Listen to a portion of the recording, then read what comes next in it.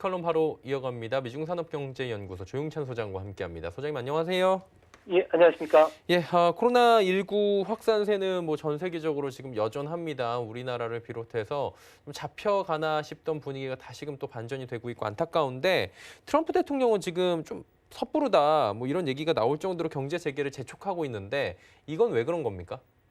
네, 아무래도 그 지지율에서 현격한 차가 나타나고 있는데요.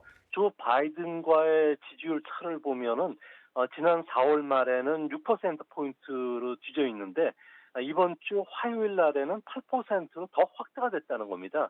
이런 지지율 차를 역전해서 당선된 대선 결과는 지금 미국 역사상 단 3번밖에 없었고요. 더 우울한 소식은 경기 후퇴기에 들어간 상황에서는 현직 대통령이 재선된 경우는 미국 역사상 없었다는 겁니다. 바로 이런 것을 알려주는 지표가 최대 승부처라고 할 수 있는 스윙 스테이트, 그러니까 경합주가 어느 쪽에 넘어갔느냐를 보면 알 수가 있는데요. 펜실베니아, 미시간, 오하이오 쪽에서는 트럼프의 지지율이 급락하고 있기 때문에 선거 구도 자체가 불리해졌다는 겁니다. 선거 자금 모집을 보면은 미국 내 지지 분위기를 한눈에 볼 수가 있는데요. 조 바이든의 그 배팅하는 분위기가 역력합니다. 선거 자금도 2억 달러가 모이면서 연일 그 언론에 트럼프 때리게 나서고 있기 때문에 지지율 차가 여간에선 좁혀지질 않고 있는데요. 트럼프 대통령 같은 경우에는 과거 같으면은 대규모 정치 집회를 열어서 또 대중 연설을 또 잘하기 때문에 이런 지지율을 끌어오기는 상당히 쉬웠는데 사회적 거리 두기가 진행이 되자 이제는 조바심을 내기 시작했고 급기야는 경제 재개까지도 위험 부담을 갖고서 서두르는 것도 이 때문인 것으로 보여집니다. 트럼프 대통령이 아무래도 이제 재선 시간표에 맞춰서 움직인다라고 저희가 이해하면 좋을 것 같은데 그러다 보니까 경제 재개 압박을 각 주 정부에다 지금 내리고 있는 상황입니다. 근데 여기에 연방 정부인데 그러다 보니까 뭐 각 주에서 반발이 좀 있는 편이죠. 그렇습니다. 미국에서는 부분적으로 경제 활동을 재개한 주는 플로리다, 텍사스, 오하이오, 애리조나 같은 7주고요. 경제 활동 재개를 준비하는 이런 것까지 포함한 모두 이제 30개 정도가 됩니다. 재개를 한 지방 정부를 중심으로 해서는 다시 감염이 지금 늘어나고 있는데요. 이 때문에 엄격한 조건을 달성한 지역부터 순차적으로 경제 재개를 하려는 그런 분위기가 뚜렷해지고 있습니다. 뉴욕주 같은 경우에는 신규 감염자 수, 사망자 수, 여유 병상 숫자, 그리고 검사 숫자 7개 조건을 달성하기 전에는 경제 정상화가 어렵다고 보고서 아주 사회 정상화를 소극적으로 진행시키고 있고요.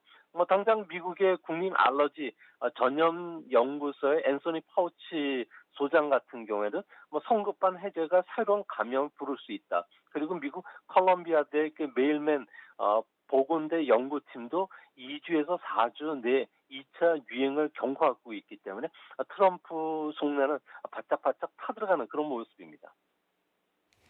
주정부가 이게 말을 안 듣는 경우도 있잖아요. 뉴욕주 같은 경우에도 뭐 쿠오모 주지사가 사실 얼마 전에도 계속 각을 좀 세우고 있었고요. 돈으로 결국에는 트럼프 행정부가 길들이려 한다 이런 얘기가 나오는데 이건 무슨 얘기입니까? 네, 트럼프 대통령은 7월 6일 독립기념일에 사회정상화, 경제정상화를 선언할 생각을 갖고서 일정을 추진해 왔는데요. 전염병과의 전쟁에서 지휘관인 자신이 전쟁에서 승리를 선언한다면 당연히 대선 고지를 한순간에 밟을 수가 있다는 겁니다. 미국에서는 경제 재개를 판단하는 권한은 주정부가 갖고 있는데요. 공화당 주지사는 50개 중에서 절반인 26개 줍니다. 그 가운데 텍사스라든지 조지아 같은 경우에는 제일 먼저 경제 활동 재개를 시작을 했는데요. 하지만 민주당 소속의 주지사들이 집권하고 있는 지역은 아주 소극적입니다. 아무래도 8만 명 넘게 사망한 그 미국의 사망자도 있고요. 또 PCR 검사에서 10%를 웃도는 양승률이 나오고 있기 때문에 그렇습니다. 주정부가 말을 안 들으니까 트럼프의 돌격대장이죠. 오른팔격인 스티븐 뮤니신 재무장관이 연방정부에 돈을 지렛대 삼아 주정부에게 경제 재개를 하라고 지금 압박하는 모양새인데요. 의회가 코로나 바이러스의 그 직격탄을 맞은 지방정부의 추가 지원금 5천억 달러에 대해서 뭐 주정부가 필요한 자금을 아주 매우 낮은 금리로 빌릴 수 있게 해주겠다고 자신이 밝혀왔는데요. 이를 뒤집어서 해석을 하면은 트럼프의 말을 안 들으면은 싸게 돈을 안 빌려주고 다음번 경기 부양책에서 빼겠다는 엄포기 때문에 주 안에서도 반발이 상당히 심각하다고 그럽니다. 압박이 지금 생각보다 강한 것이라고 저희가 이해를 할 수 있을 것 같은데 이런 압박 속에서도 지금 주정부는 경제 재개 잘 안 하려고 그런다고 하거든요. 이유가 있습니까? 네, 워싱턴 포스트지와 여론조사 기관인 네. 입소스가 12일 화요일 날이죠. 발표한 여론조사를 보면은 미국 국민의 그 경제 재개에 대한 신중한 주지사를 선호한다고 나타나고 있습니다. 뭐 공화당이면서 오하이오 주지사 같은 경우에는 트럼프와의 대립각을 보이면서 조기 경제 재개에 아주 신중한 입장을 보여왔는데요. 지지율은 주지사 가운데 가장 높은 86%를 기록했고요. 또 경제 재개를 위해서 7가지 조건을 내건 뉴욕주 지사 같은 경우에는 81% 지지율입니다. 반대로 경제 재개를 서둘렀다가 2차 감염 확산이 된 조지아주 지사 같은 경우에는 지지율이 39%로 최하위로 떨어졌는데요. 주정부가 따르지 않는 것은 아무래도 섣부른 경제 재개가 자칫 경제 입장에서 보면 더블 딥에 빠질 수가 있고요. 또 사망자만 확산시킬 수 있다는 러시안 룰렛 게임이 되지 않을까 주정부 입장에서는 상당히 걱정하고 있기 때문에 그렇다고 합니다. 그러면서도 이제 트럼프 대통령은 중국 대리기에 연일 지금 나서고 있는 상황입니다. 손해배상 요구하고 있고요. 뭐 여러 가지 얘기가 나오고 있는데 이게 진행이 어디까지 된 겁니까? 네, 올해는 그 중국 같은 경우는 베이징에서 의화단이 일어난 지 꼭 120년 되는 해입니다. 1900년에 베이징 같은 경우에는 공간 지역을 해방시키기 위한 운동이 일어나면서 당시 거주하고 있던 외국 그 공간 8개 군대와 맞닥뜨린 적이 있는데요. 이를 빗대서 코로나19 사태의 책임은 중국에 있는 만큼 중국의 책임을 추궁해야 된다는 이런 연합군에 모인 군대가 8개 국가라고 합니다. 이 8개 국가를 중심으로 해서 중국 포위망을 지금 구축하고 있는데요. 뭐 고통에 따른 배상 요구뿐만 아니라 별도로 중국 주식 투자와 관련해서도 중단하자는 그런 분위기가 확산이 되고 있고요. 또한 1월 15일 날 합의한 1차 미중 간의 무역 합의 준수와 관련해서 실제 조사 보고서가 작성이 되고 있기 때문에 앞으로 1조 달러 규모의 징벌적 보복 관세가 부과될 가능성도 높습니다. 뭐 이뿐만 아니라 늘 말씀드렸듯이 중국과의 디커플링이 지금 본격적으로 진행이 되고 있기 때문에 뭐 탈중국화를 위한 리쇼링도 서방 국가들이 빠르게 추진한다는 점에서 중국에 대한 상당한 압박이 될 것으로 보여집니다. 트럼프 대통령 트위터를 요즘에 잘 봐야 되는 게 이런 걸 또 12일에 올렸더라고요. 중국계 미국인들이 가장 분노하고 있다. 많은 사람들이 이 글을 보고 또 분노하고 있다고 하는데 이게 무슨 내용입니까? 네, 트럼프 대통령은 중국이 벌인 일에 가장 분노하는 이들은 중국계 미국인이라고 이야기를 하고 있는데요. 아무래도 그 남 탓을 지금 하고 있는 그런 모습입니다. 뭐 대통령으로서는 이런 발언을 하는 게 적당치는 않은 발언인 것으로 보여지는데요. 트럼프 같은 경우에는 코로나 발원지인 중국이 사태 심각성을 한 달 넘게 은폐하는 바람에 전 세계적으로 420만 명이 감염이 됐고요. 29만 명이 넘게 사망을 했는데 아시아계 미국인들에 대해서는 잘못이 없고 하지만 정작 본인은 중국계 여자 기자에 대해서 인종차별적인 비판까지 하고도 있습니다. 이런 상당히 좀 다분히 정치적인 행위를 하는 것은 트럼프는 공화당 내 지지율이 무려 90%에 달하는데요. 대선에서 이기기 위해서는 무당파의 지지율을 끌어와야 됩니다. 근데 중국 때리기라든지 WHO 때리기로 할수록 무당파의 지지율이 올라가고 있는 아이러니가 지금 일어나고 있는데요. 이 때문에 중국 봉쇄 그리고 때리기는 미국인들의 분노를 자신에게 지지율로 돌릴 수 있는 기회라고 보고 있고요. 전시 대통령의 이미지를 계속 부각시킬 수가 있기 때문에 앞으로 대선 때까지는 계속 중국 때리기라든지 중국에 대한 징별적 관세라든지 우리가 상상하지 못했던 중국과 관련된 봉쇄 정책이 가일층 진행이 된다는 점에서 신흥국의 외환 위기라든지 또 우리나라처럼 중국 의존도가 높은 나라에 대한 주식과 관련해서 외국인들의 매도 압력도 커지지 않을까 보여집니다. 예.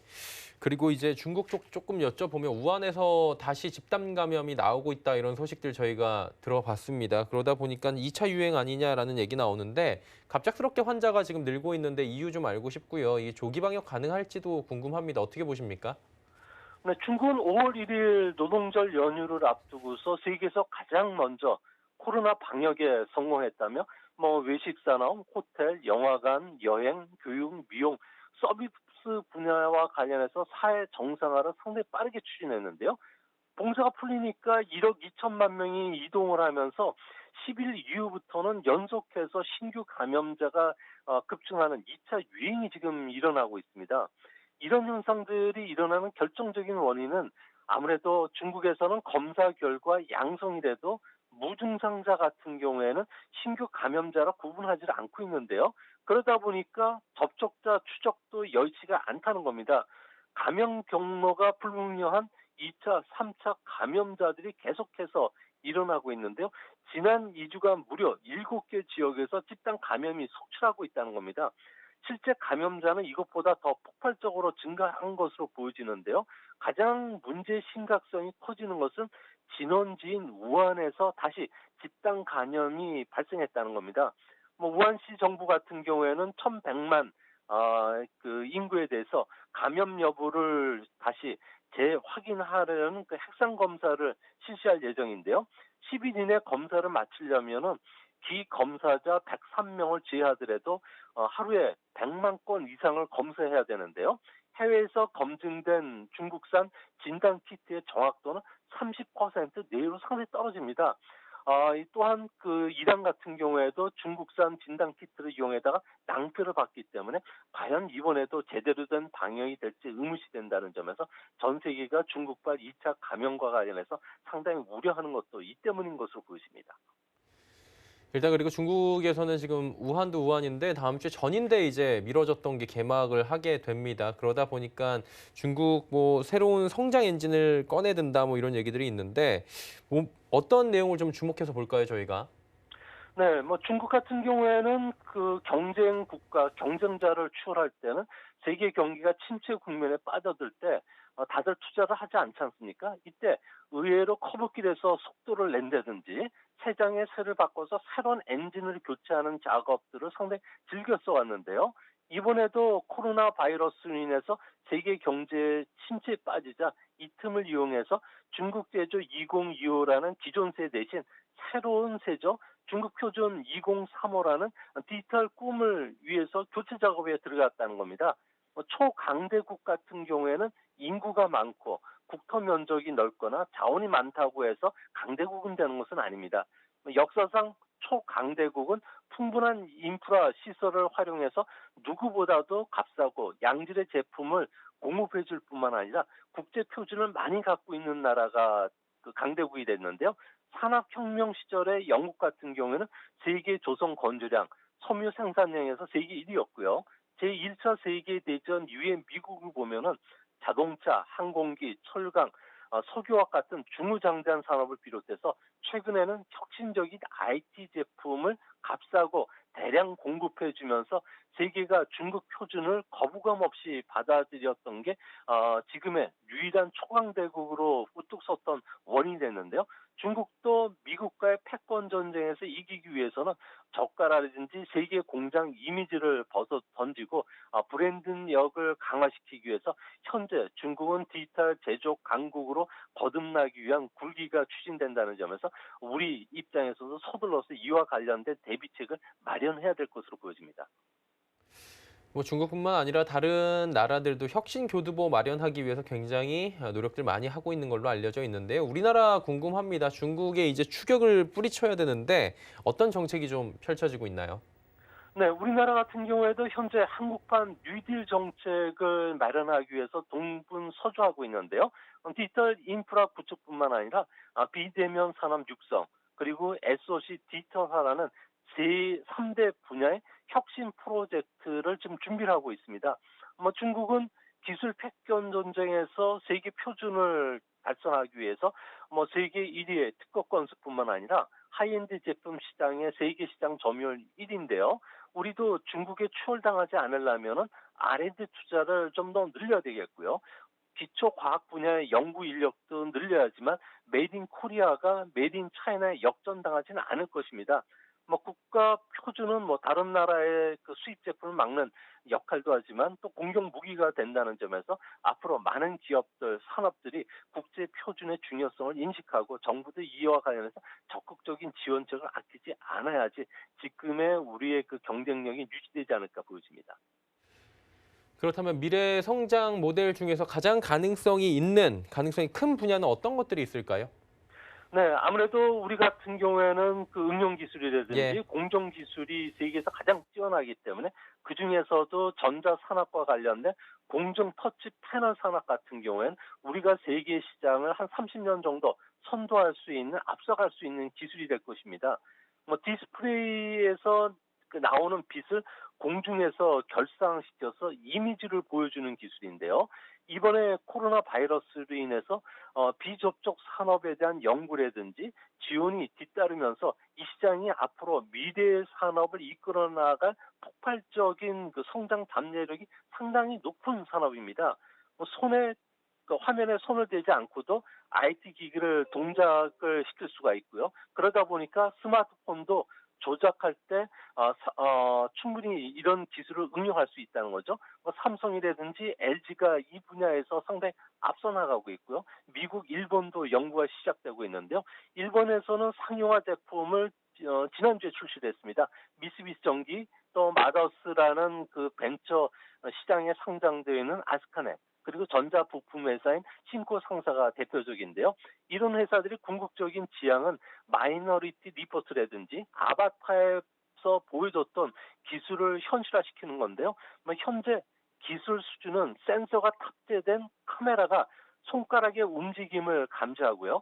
공중에 뜬 영상을 만지면 자동적으로 진행이 되는 원리지만 앞으로 6G가 보급이 될 때는 PC 없이 책상만 있으면 어디서나 복잡한 기계 설비라든지 회계 업무를 3D로 대용량으로 쌍방향으로 제공이 될 수 있는 시절이 다가옵니다. 이렇게 되기 위해서는 자율주행 자동차 안에서도 무한정 정보를 차 유리에 부착된 합성 석경 유리 안테나를 통해서 주고받아야 되고요. 또 이를 위해서는 이런 그 제품들을 만들면은 아무래도 야외 대형 공중 표식 간판이라든지 디지털 광고용으로 쓸 수도 있고요.